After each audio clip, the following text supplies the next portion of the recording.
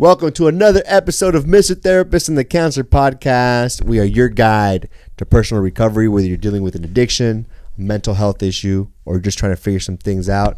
We are here to demystify therapy, and we're the best podcast out there. Jesse O.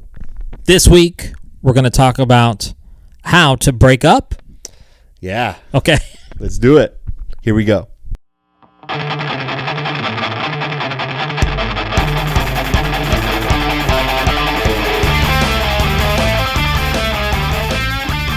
What's up, bro? I gotta talk to you. We need to talk. Hey, what's going on, man? We need to talk. Here we go. We need to talk. Here we go. What do we need to talk about?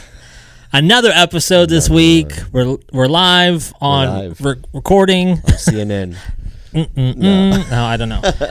So what's going on, dude? What's new? Not much, dude. Not much. I'm feeling good though. Mm-hmm. I feel like after our Super Bowl predictions hit, we're still talking about sports ball. Yeah.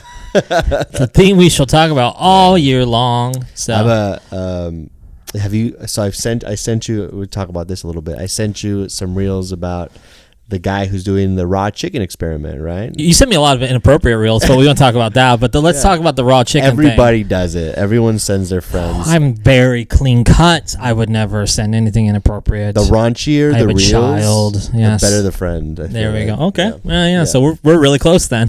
Yes. So there's a guy out there. His social media handle is Raw Chicken Experiment. We're actually plugging him. And we're plugging him. Holy shit. Okay. You probably know about him already. I wonder if he needs to go see therapy. No, he's doing really well, actually. I don't know about this. You haven't convinced me. Did you remember so he's eating, every day. Okay, hold up. This dude's eating raw chicken, and there's no mental health issues with this guy whatsoever? Every day until his tummy aches. His tummy? That's what he said. Is his tummy aches?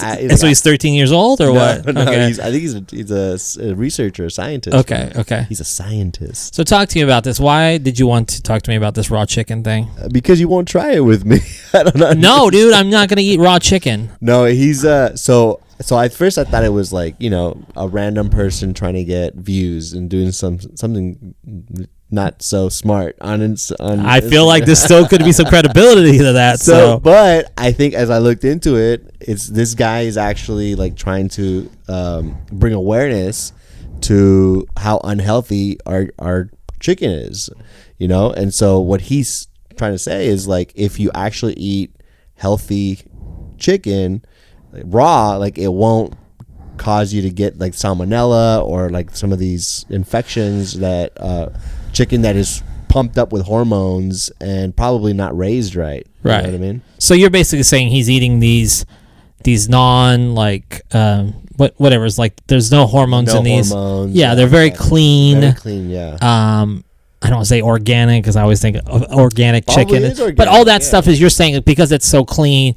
this meat is so clean that it's not like you could so you could basically eat it raw. And you won't get all the illnesses that you think raw chicken gives you. I will say this, I'm not promoting eating raw chicken. You're not going to serve up raw chicken tonight to the missus and the kids? Okay.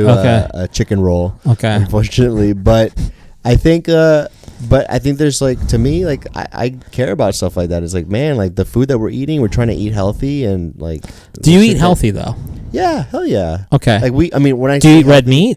We eat home cooked meals is my definition of healthy. Here's the thing. I think there's a drive by people have different agendas, and like I've heard of like the whole like the carnivore diet, right? There's like, I think people have driving factors on like what works for their system and their body, like. Yep. So I think that there's probably an agenda behind this as well. Like, sure, if the homeboy wants to eat some raw chicken, and maybe that's like his statement. Like, dude, he has a champagne bottle with egg yolk. Okay. He drinks the egg yolk. Well, see, I remember the old Rocky thing where he used to like break 2 like hard boiled eggs, and you know what, I've thought about like cracking open an egg before and like sucking one down just to like, just like in the sense I have limited time in the morning. Dude, are you serious? Yeah, I've thought about it because like I always feel like I'm go, and my breakfasts aren't never really like sustaining, and I'm like, if not thought about I have thought about it. I'm not actually like really committed to the idea, but I'm like, could I do that? And I was like, heck yeah, because like I usually like when I drink my water or like I drink my energy drinks, I'll just chug it. Now these most definitely taste better than like a raw egg or whatever, but like I feel like I could suck down an egg. Probably 1 or 2, right? All right. So on that conversation, we were talking about unhealthy eating habits. Yeah. Do you want to talk about Your Taco Bell addiction? No, but hey, dude, I brought in salmon today. I'm very proud of you. He brings in. Can I tell on you? Sure. Yeah, You can tell on He me. brings in Taco Bell every day we record. And We don't record every day, but when we record, it's quick. Yeah. It's expedient. I Yeah. grabbed 2 spicy potato soft tacos and Yeah. boom. And I was concerned for the guy. You know. I was Yeah, like, yeah. Hey, bro, you ain't no spring chicken. No, it's not. Like, No, it's you gotta not. Watch No, your I'm not. diet. Anyway, but today you brought fish. I did. So I just because the fish was gonna go bad and I needed to eat it. So And you used to be a pescatarian, or listen, I've tried to like cut out different red meat. I feel like I don't dig on I'm proud of swine. you. I always gave you shit, but I actually respect it. I don't. Thank you. Yeah. I never knew that, but I don't dig on swine too much. And part of it is Not talking about cops either. hey Chuck, he's retired, but like he or I think like eating pig to me, like I also don't like. I feel like I can't eat what I can't kill. I'm not saying I could run out this door right now and stab a chicken to death or anything like that because I love me some chicken, but I feel like pigs have personalities and like I just don't want to do that. I feel like That's so sweet, dude. I think the RZA was talking about it from Wu-Tang Clan. He was saying, I don't know if it was the RZA or the Jizza, Dang, really? one of those guys, but Casey or JoJo. But like he was saying, like, you know, we're in 2024. Like, why do we have to continue to like eat meat or like continue to kill things to eat? So, but listen, some people love eating like red meat. Some people like eating like that stuff, and that's okay. Like whatever you prefer, that's totally cool. I'm just like, I was funny. I was like talking to you like you were right here. And then I was like, I realized I look like I'm talking to a ghost, which actually could lead into the topic this week. Unhealthy relationships. Well, actually, I guess it would be an unhealthy relationship where you would be the breakup. So on time sessions this week, you want to close the door all the way? Yeah, I want to give you props for being able to carry Just keep going, yes. Yeah, Thank like, you. Basically saying that I could have my own spinoff, The Counselor. But we were going to talk about breakups. So on time sessions, let's start the clock here. We're going to process the breakup process, I guess. Yeah. So how do we break up? yeah, dude. I was just telling you, we need to talk. We need to talk. Yeah. And I told you going into the subject, like looking back on my illustrious like career of dating, I was never a solid breakup guy.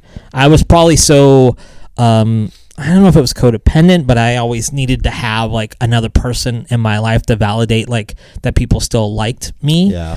So for me, like I would never just break up with somebody. I'd have to make sure somebody was like on the waiting deck, like Yeah. I was ready to move somebody in that position. Like Okay. I was so fearful of like not having that validation through a woman particularly, so I was always really bad at breakups to where like that's where unfortunately my history of like being unfaithful in the past would be it would be very prominent in these Sure. relationships. Yeah. So I think it wasn't until I got sober I finally practiced being alone for the very first time. It was like the first time in a year where I wasn't dating anybody and I was just trying to figure out who I was. So basically the counter of this conversation is like breakups. How do you break up? How have you broken up with people in the past? Like Yeah. let's talk about it.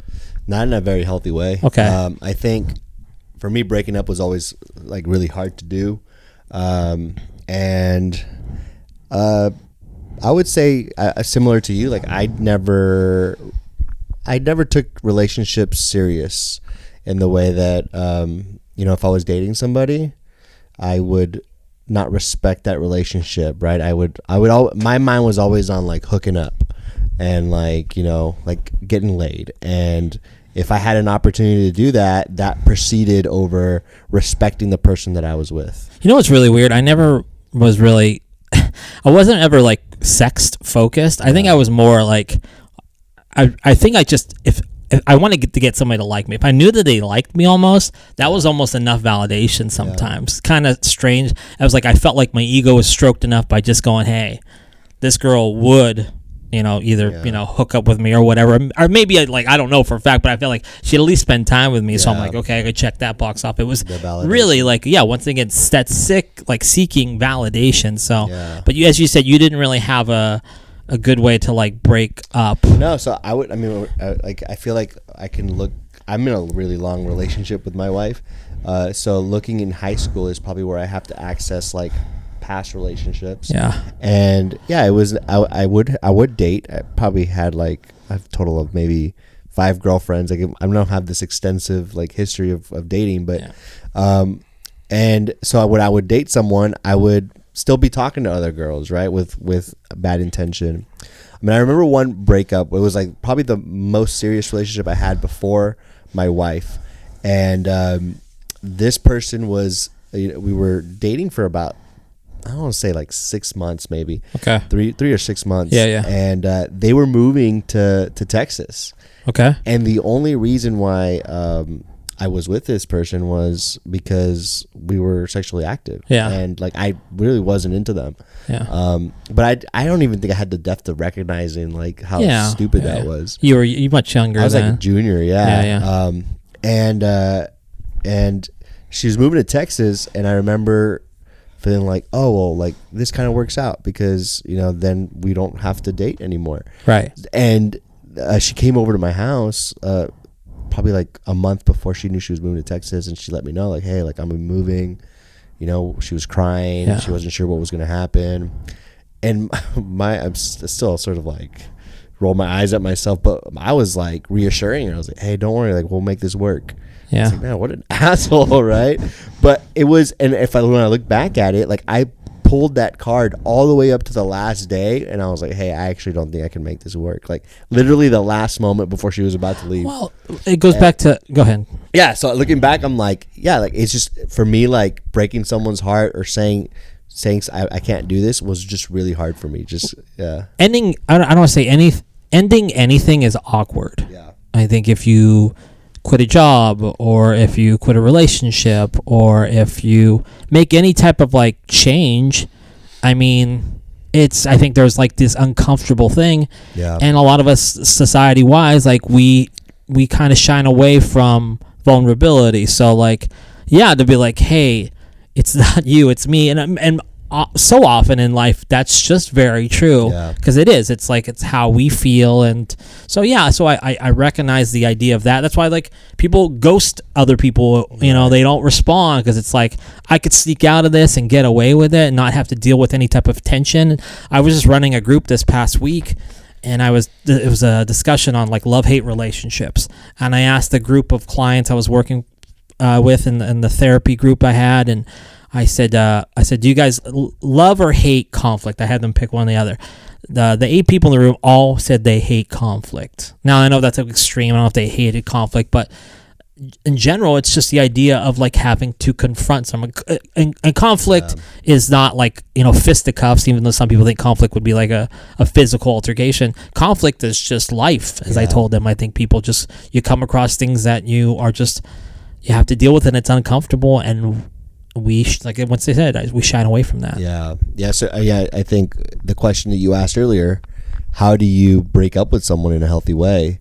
Before that, I just want to say this really does tie into like, we talked about recently like the love of like the game, but it was around Valentine's Day, so people could be dealing with like recent breakups as well. And also we talked about the quiet quitting.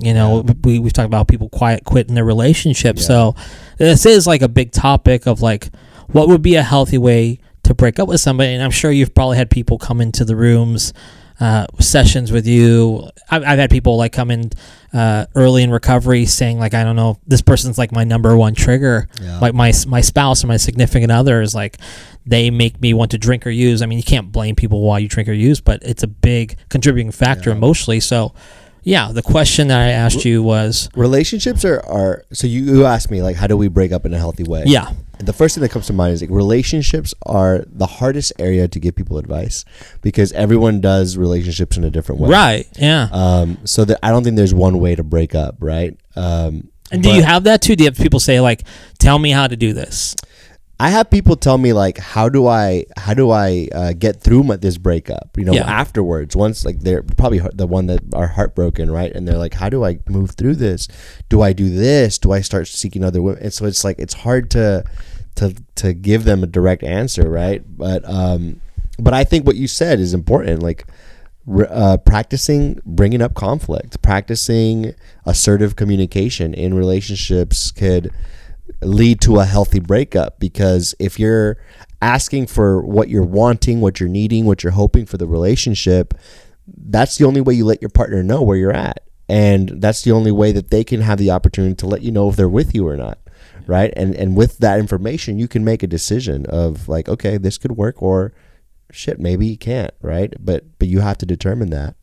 But I think just that honesty and confronting things as they come up is probably the most important factor right there. Yeah. With a healthy breakup. Yeah. I think a lot of times people probably get in relationships too because impulsivity, like they're just in the moment, and maybe they're not really like liking the person, but they're lusting over the person, so they'll get into something quickly. So do you ever feel like sometimes people get into relationships really quickly that they realize they should have never got in the first place, or maybe their intentions were poor?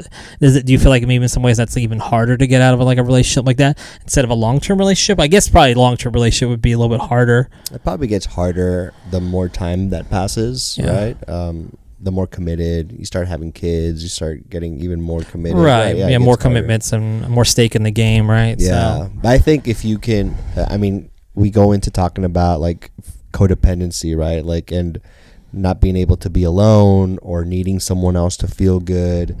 I think it's our responsibility as individuals to be able to differentiate between I need this relationship, or like this relationship enhances me. This is good for me versus I need it. Right. And so being able to distinguish that, I think, is important. So you know when things are unhealthy. Yeah. I just mentioned as I said, a lot of people that are getting sober will say this person, they won't realize it, but they start to realize like family or relationships are probably their key things to trigger their emotions. Right. So, is that fair to say, hey, like that person is my main trigger and like you caused me to drink or use? I understand. So I think, is it fair to say? I think it's fair to maybe that's how you are highlighting that this person triggers you. I think it's fair to say. I think. Could you have that? You think it's okay to have that conversation with it? Can let's say I had a partner right now and I wanted to use drugs because of them or drink alcohol. I know ultimately it's what I do with it, right? But would it be fair for me to go to my partner, and be like, hey, you caused me to drink, or you're one of the reasons like I want to drink? Do you think that would be like a good way to? No, it's not a good way to handle it. Because what you're doing is you're not taking accountability. You're not taking responsibility, right? Yeah. But it is their fault. You're responsible. It's their fault, though. Yeah, maybe, but you're responsible, right? I argue that. You're ultimately responsible for the decisions you make. But that is a way to communicate, right? Sometimes it's like, hey, like you really piss me off. Sometimes, like I wouldn't say that's the best tack, but at least it's like creating conversations. Or no, it's like I think, especially around communication, sometimes you got to work with what you have, right? And then if you can't get there by yourself because you don't have the best form of addressing conflict, then that's when you seek a professional to help you talk about things. It's very valid that your wife pisses you off. It's very valid that they trigger you to want to drink. Yeah. Yeah.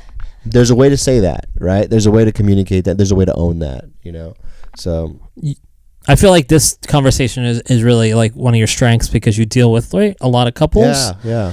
So just like, can you talk to the audience about some of your experiences and like how do you handle you've seen people come in married that are probably that they're on the verge of that breakup, and I don't know, when in couples therapy, we've never really explored this. Like, you will have a couple that comes in together, right? Maybe could you explain couples therapy just a little bit? Yeah. So like two people call. Yeah, go ahead. Tell us how does it work? Yeah. So usually one person. Most of the time, it's one person that calls me. It's usually the woman, isn't it? It's the woman, isn't it? Sometimes it's the guy. I'm just okay. But something happens where the person that's motivated calls me because they want to get started. I want to talk to the other person just to see where they're at, or the person calls me that was given an ultimatum to be able to do therapy. So, but they'll call me, something's going on. Every situation is different. Most of the time there's a crisis situation happening where they're like, you know what, this is our last resort. We haven't been able to get along. And is there a lot of pressure with that being the last resort? I can feel their sense of urgency, but they're almost saying right there in that moment, right? They're like, therapy has to save this or it's done. pretty much. So like, it's important for me to clarify with that. It's like, okay, just so you know, this isn't going to fix anything in the next month. Like, this is really a slow process, because we have to get your foundation correct. We have to understand the problem. So I really try to coach the clients to understand that, like, this isn't going to be a quick fix, you know, even though it's a last resort. Yeah. So a lot of couples aren't cool with that. A lot are. So depending on the case, but yeah, we'll do that, and then we'll do an assessment period. They'll come in together. We'll understand what they want to work on, and then depending on how that first session goes, I might want to see them individually. Especially if we can't really talk in the room without triggering each other, or it just gets a little too chaotic. If there's history of sexual trauma, addiction, domestic violence, stuff like that. But yeah, and then after that fourth session, we have a pretty good solid plan on like how to move forward. But it takes some time. I feel like it takes a little bit for us to start feeling the therapy become effective. One of the things that I always get a question though around if I'm seeing a client with a breakup, and I'll ask you about this.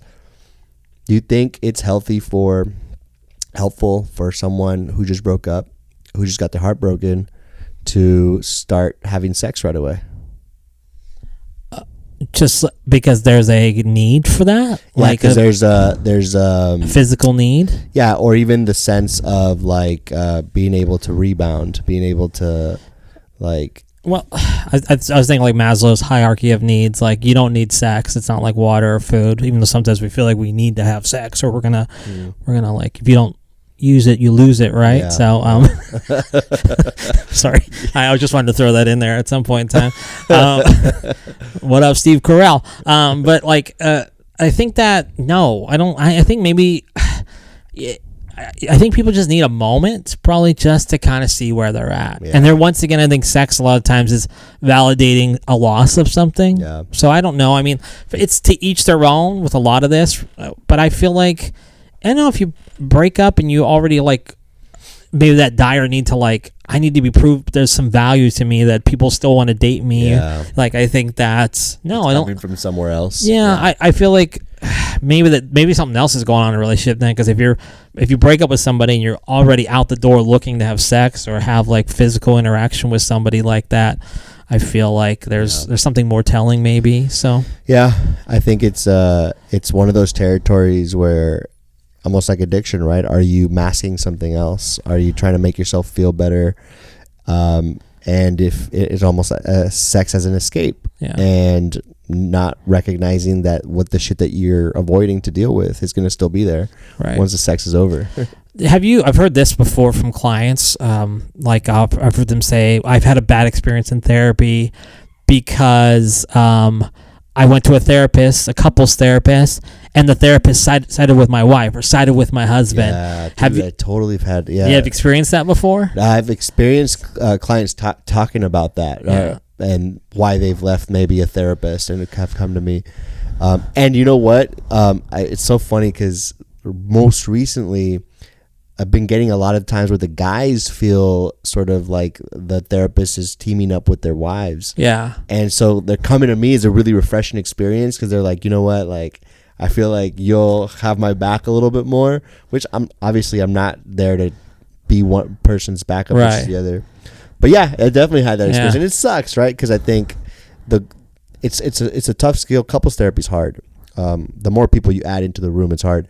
But it's a balance of making both people feel heard and understood without, if I make your wife feel heard and understood, doesn't mean that I'm like invalidating you, but I can see both points of this. And you got to do a lot of work early on to be able to create that experience for both of the people in the room. Yeah.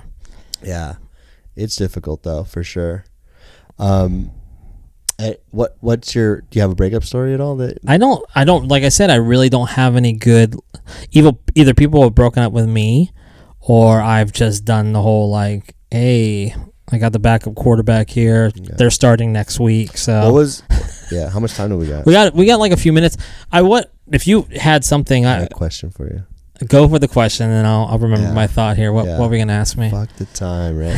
What time sessions? What What's it like being broken up with for you? Well, how? I'm so bad. I'm so like, I'm gonna go to my car and listen to every sad song possible. Fuck, I was broken up with. Yeah. So I think that right. to me, I feel like the actual, I want to do the breaking up, even though I'm poor at it. I'd be like, I want to end this. I want to be the guy who makes the call. So when people have broken up with me, I'm just like, what? It hurts Like, so fucking oh, bad. it's terrible. Yeah, it's the so worst. terrible. Like, it's just like you are. Yeah. So I'm super sensitive for the most part. So like past breakups to me have been like the end of the world as I know it. So I'm not good with that because it is the biggest smack in the face to my character defect, which is ego. So it's like, so shitty. yeah. So I just, as you said that, I remembered that fucking feeling, and it is shitty. But do you looking back, do you think you came out better, a better person after the breakups? Like, I think these are, I think they're all wounds that will heal. Yeah. They hurt so much in the moment. So I'm a guy that'll like still play like one song over and over and over again when it's referring to a certain experience or feeling. Goodbye, my love. No, I haven't played the James Michael Scott all over this thing. So was it the episode with Jan where he was just like, yeah. Was it? I don't know. I just remember sitting in the office. But like, it's like this monumental thing in the moment. But then, then like you can hear that song like a year later. And unfortunately, like you might really still like that song and it's tied to that experience. But I could almost, I think I heard a song not too long ago. Actually, I know I heard a song recently that I related to a person. And I was just kind of like, this song's really cool. Made me think of the person, but it wasn't like no ill will. It was just like, wow, that time in my life, I was like, I was really struggling right there. So, but it's a real check. That's important for anyone listening. Like going through a breakup right now, like you'll get through it. You won't. This will not kill you, and you'll become better because of it. It just move through this experience every day and look for help. Go talk to someone.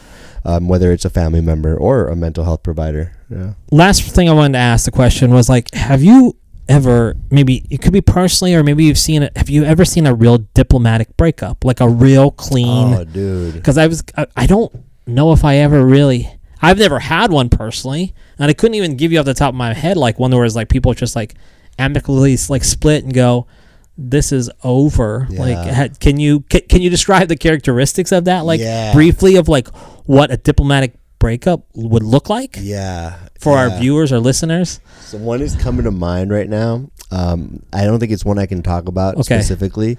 How did they do it though? Maybe. Yeah.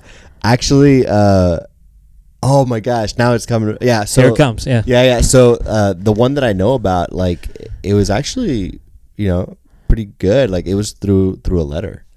Really? And it was, I thought it was very smart because sometimes when you are trying to communicate these really hard feelings, you can go off on tangents. The person can that you're trying to break up with could ask questions, and that could lead you away from what you're trying to say. But a letter really can help you write everything that you want to talk about, everything that you've been feeling, the good and the bad. And this letter had the bad, why we're breaking up, and it had the good, like what I'm gonna miss about our relationship and how much I value you as an individual. And I was like, holy fuck, like what a mature way to break up. But I think that was probably having just this objective perspective of like, hey, you're an amazing individual and I wish you the best, and this fucking sucks for me, and this is why, this is how you've hurt me. And I wish you the best, but I need some time. I think that was probably the most diplomatic breakup I've seen. There's power in writing. There's power in journaling.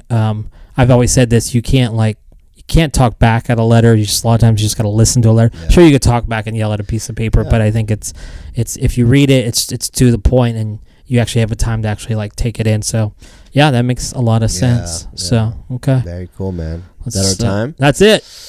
Until next time. We're breaking up.